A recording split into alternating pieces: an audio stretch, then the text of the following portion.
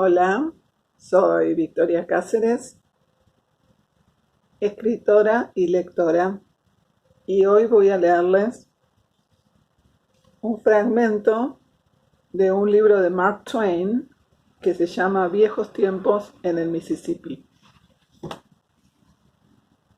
Resultó ser verdad.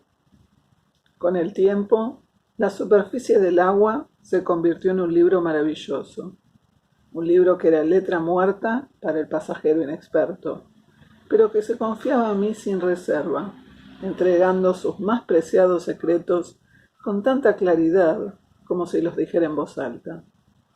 Y no era un libro para ser leído una vez y luego dejarlo, porque cada día contenía algo nuevo que decir.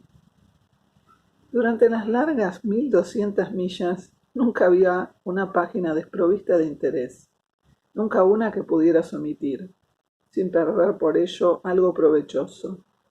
Nunca una que deseara saltarte, pensando hallar mayor deleite en otra cosa.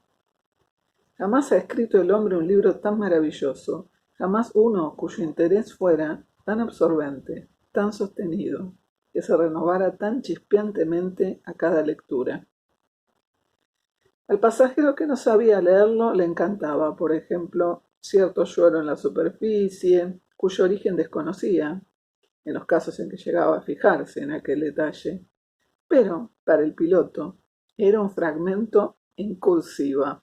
Más que eso, era un epígrafe impreso en el tipo de letra más grande, con una hilera de sonoros signos de admiración al final, puesto que para él significaba que los restos de un naufragio o que una roca estaban enterrados allí, y que aquel obstáculo podía destruir la nave más resistente que jamás flotó sobre las aguas. Es precisamente la expresión más tenue y simple en el agua la que más mala espina da al piloto. Lo cierto es que el pasajero que no era capaz de leer este libro no veía otra cosa en él que toda clase de ilustraciones bonitas, pintadas por el sol y sombreadas por las nubes, mientras que para el ojo experto no se trataba de ilustraciones en absoluto, sino del tema de lectura más sincero e inexorable. Pues bien, cuando llegué a dominar el lenguaje de estas aguas y a conocer cualquier rasgo insignificante que bordeaba el gran río con la familiaridad con que sabía las letras del alfabeto, resultó que había hecho una adquisición valiosa. Pero también resultó que había perdido algo. Había perdido algo que no me sería restituido mientras viviera. Del majestuoso río habían desaparecido toda la gracia, la belleza y la poesía. Todavía recuerdo cierta puesta del sol maravillosa que presencié cuando era un novato en la ciencia de los barcos de vapor. Una gran extensión del río se había convertido en sangre. A media distancia el tinte rojo se abrillantaba hasta dar la impresión de oro, a través de cuyo espacio iba flotando un leño solitario, negro y conspicuo. En un lugar sobre las aguas aparecía una marca al sesgo que chisporroteaba. En otro rompían la quietud de la superficie anillos que parecían hervir y brincar, y que tenían tantas tonalidades como un ópalo. La rojiza corriente era de lo más tenue. Había una sola lisa que estaba cubierta de atractivos círculos y líneas radiantes, trazadas con una delicadeza extraordinaria. La orilla a nuestra izquierda estaba densamente cubierta de vegetación forestal, y la penumbra originada por la sombra de este bosque aparecía truncada en un lugar por una trocha larga y arrugada que brillaba argentinamente.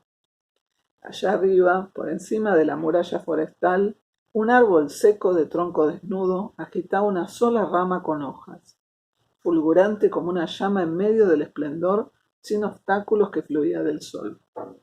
Había gráciles curvas, imágenes reflejadas, alturas forestales, distancias difuminadas, y abarcando toda la escena, cerca y lejos, las luces que se disolvían no paraban de sucederse, enriqueciendo el espectáculo a cada momento con nuevas maravillas de colorido. Permanecí como alguien hipnotizado. Me llené de embeleso, incapaz de pronunciar palabras. El mundo era algo nuevo para mí, No había visto nada parecido a eso en casa, pero tal como he dicho, llegó un día en que empecé a no darme cuenta de las glorias y los encantos que la luna, el sol y el crepúsculo labraban sobre la faz del río. Llegó otro día en que dejé completamente de notarlos. A partir de entonces, si esa escena del crepúsculo se hubiera repetido, la habría mirado sin arrobamiento y la habría comentado para mis adentros de este modo. El sol significa que va a hacer viento mañana. Ese tronco flotante significa que el nivel del río está subiendo, cosa que no es como para estar muy agradecido. Esa marea sesgada en el agua representa un escollo engañoso capaz de hundir algún vapor una noche de estas, si continúa alargándose así. Esas burbujas brincadoras demuestran que hay una barra disolviéndose y un canal que cambia en ese lugar.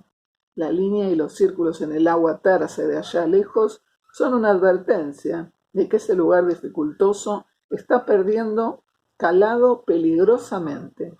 Esa franja plateada en la sombra del bosque es síntoma de un nuevo obstáculo que se ha ubicado en el mejor sitio que podía encontrar para pescar barcos de vapor.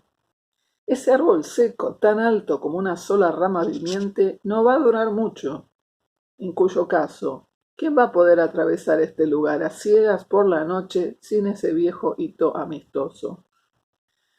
No, el encanto y la belleza habían desaparecido del río, y el único valor que cualquier rasgo tenía ya para mí consistía en hasta qué punto podía resultarme útil en lo concerniente a acompasar el rumbo del barco, para que tuviésemos una navegación segura.